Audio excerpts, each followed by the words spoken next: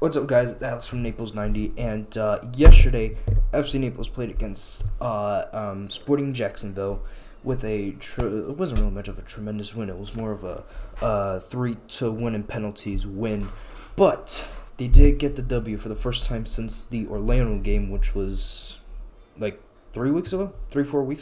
I don't know how long it was, but we've basically been through winless drought ever since. That was until this game. Now, if you're wondering, this is the previous starting 11 against Athletic Club Boise, with Backstein being up front, having four midfielders of Andres Farim, Messias, Kevin O'Connor, and Ian Cerro, and then you, of course, got five defenders: Taylor Gray, Mark Torres, Mastro Antonio, Rose, and Julian Cisneros, with Joshua Grant being the goalkeeper. That was the previous game against Athletic Club Boise. We pretty much lost, I believe, 2-0. That was the only time that Joshua Grant actually got his first ever start. Most of the games that FC Naples has played has either been Lauro Delgado, and that was about it. That was the only time that's the only goalkeeper that they had for most of the while until this very game.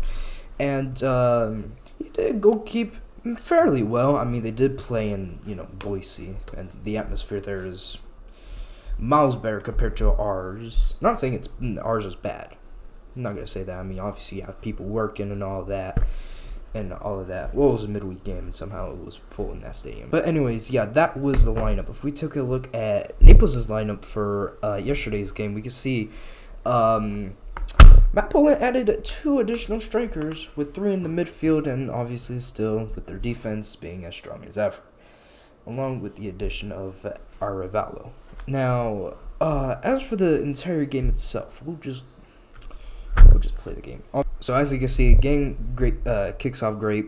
That was until the 16th minute when Jacksonville decided to score a goal. Mind you, we had a 5 in defense, 5 players. Yeah, I mean, honestly, could have been better. Could have defended the goal, and yeah, that was pretty much how it was the entire game up until the 92nd minute, where Julian Cisneros scores a goal. But I do want to make a few pointer notes about Joshua Grant. So obviously, Lauro Delgado played in this game, but he was essentially injured. And he had to put on some kind of thing around his shoulder because he pretty much dived wrong. He was definitely just not going to play on. Yet somehow he did for the next few minutes of the entire game. Now, that was until Joshua Grant. Joshua Grant literally became Gianluigi Buffon the entirety of the game, including the penalty shootouts, for saving what could have been a few goals.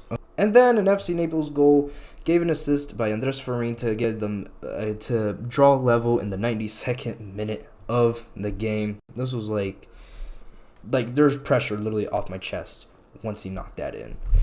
So Andres Farim takes the first shot of the penalty kick, and would you believe it, he scores it. Goalkeeper didn't even move a single muscle whatsoever. It was on to the second penalty of the game, and well, would you look at that? Now it's on to Sporting Jackson's penalty kick, and as he runs up, could they score? No, they cannot. It just hits the crossbar. That is twice that they missed the penalty. Twice. With the score 3-0 now, Jacksonville to take another penalty, and well, that's the first one of the shootout. 3-1 in the penalty shootouts. It is now Jacksonville. Could they make the save? No, they cannot. Joshua Grant saves the ball and gives Naples the 3-1 penalty kick win against Jacksonville. But anyways, that is the highlights for Jacksonville versus FC Naples.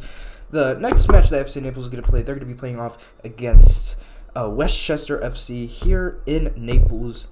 It will be a Memorial Day game there, so to honor those who served for our country and for those who served for everything in this country.